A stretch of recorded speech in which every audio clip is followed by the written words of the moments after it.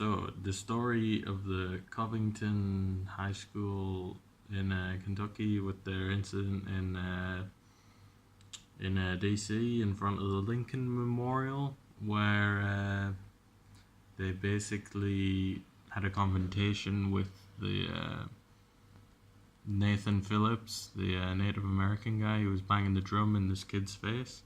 Nick Sandman, even though it says Sad Naman, they spell it wrong there for some reason on the Today Show.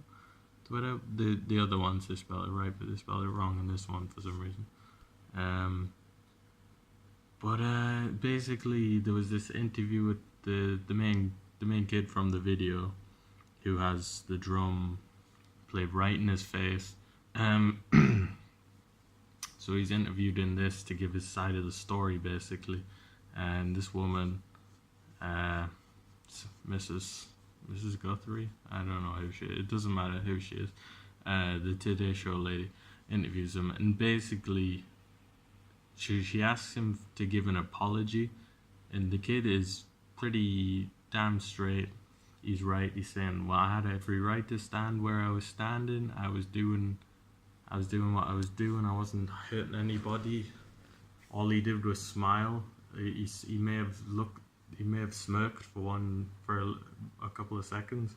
But that's it. And I don't think he was particularly hurting anybody by smiling. So, in doing that, I think I don't think he actually. Obviously he's not hurting anybody by just smiling at the elderly Native American man who's banging a drum right in his face, and everyone knows now that the Native American guy comes right up to the group of the students from the high school, the Catholic high school. He has no need to go there. He's not being stopped by anybody. If he'd wanted to walk past the kids to walk up to the memorial, of course he would have been able to, and the kids said if he wanted to walk past, of course he would have been able to walk past. And he said, now if I could go back and do things differently, I'd have just walked away and avoided the whole situation anyway, because it was pretty awkward. You see the way the kid was just looking. He was just looking at Nathan Phillips, the guy beating the drum right in his face. And what's he supposed to do? He's supposed to turn away? People might have said, "Oh, that's disrespectful. He's playing the drum. He's singing the song. Hey, whatever." Maybe he thought this is Native American custom. You've got to respect that or whatever. But apparently, smiling at someone of another race, smiling at someone of another race is enough to get called racist these days. That's what they're saying. It's unbelievable. So basically, you have that, and you also have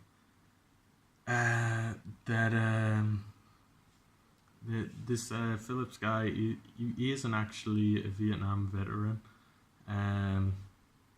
His discharge papers show that he wasn't. A recon ranger, was a fridge magnet, gone AWOL 3 times. There you go. He was never in Vietnam. He was never deployed abroad. He isn't some kind of great war hero or nothing. And the kid, even in the video, he actually said, I thank him for his services, but he's obviously been told he's being very respectful to the guy. So there's that.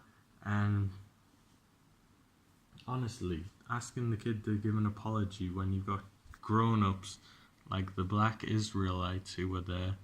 There's about 5 of them, and even in this, they're trying to make it out like, what were they saying? They were trying to make it out like, oh my god, well there was more of you than the black Israelites. There was like 5 black Israelites or whatever.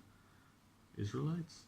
Yeah, black Hebrew Israelites or whatever they want to call themselves. Crazy people basically. There was about 5 of them. So, there was a bunch of 16-year-olds there. They could intimidate them. But the black Israelites were there, calling them all sorts of terrible things, calling them the F word, saying they're inbred and children of incest. And they said some nasty things to there was a black kid from the school there, and they were saying they're gonna harvest his organs or something. I don't quite understand why that is. Is that what they think racist people do? They harvest the organs of African Americans.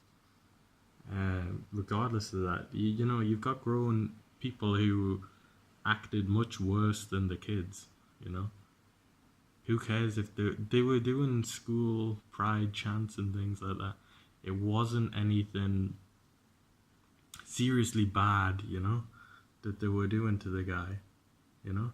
But they tried to spin it in all this different thing. People were jumping through hoops, trying to make it into something it wasn't, because it's a young white guy smiling, and they're like, oh, it's white privilege, you know, look at this smug white privilege face. He's never had to deal with any problems in his life.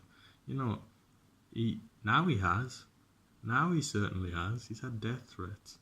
He's had masses and masses of hate because of this, and it's brought out the worst in the left, you know. It just shows you, we already know that they're like this, but they'll even do this to kids. It's surely because they believe the wrong things. They were wearing the Maga hats, the Trump hats. They were at a march for pro-life. They don't believe in abortion. So yeah, these people are all, they like, you know, the left is so against all of these things. They tag all these other things to just someone standing there smiling. If he didn't smile, it would have been because he was just standing there. He was blocking them. You know, he's standing there. He's not getting out the way, or they could have twisted it to absolutely anything as long as he's wearing that hat. If he's not wearing the hat, then they have to go on is the race. But the hat gives them this. It gives them this easy thing to go by and be like, well, they're racist. Someone said they were saying build a wall, even though none of the videos said that they said build a wall or anything. And you've had people, you know, you've had a lot of celebrities, you've had a lot of them that have now deleted the tweets they've said about, oh, we should burn the school down and we should put them in gas chambers or whatever. All these crazy things. Just because a kid smiled at a man, you know? What about the black Israelites? What about what they said? They said homophobic, racist things to the kids, you know? They said racist things. They were saying really horrible things. Much worse than any of them were saying. Even if the kids did say something like build a wall, is that really so? It's antagonizing to someone, say to a person of color or whatever. But it's not super racist, is it? Building a wall. It's like saying, I'm going to build a fence, you know? It's like, they tie all these things to everything. They make everything have to be about race. It's unbelievable. The left is absolutely disgusting. You have these people like Kathy Griffin saying all these disgusting things about children, 16-year-old, you know? It's not their fault. One, they didn't do anything wrong.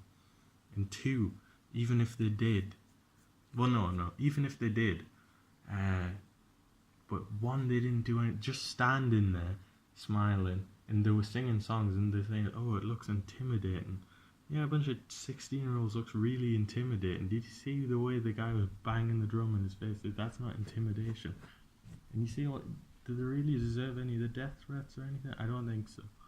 It's pretty disgusting, to be honest. The people who said any of these things should be, I'm gonna say, I don't know, they should be sued, you know? They should take legal action against these people who've sent death threats to these kids and the families and everything. They take it way too far, you know, over someone smiling at someone who's banging a drum right in the face, who is actually trying to intimidate them.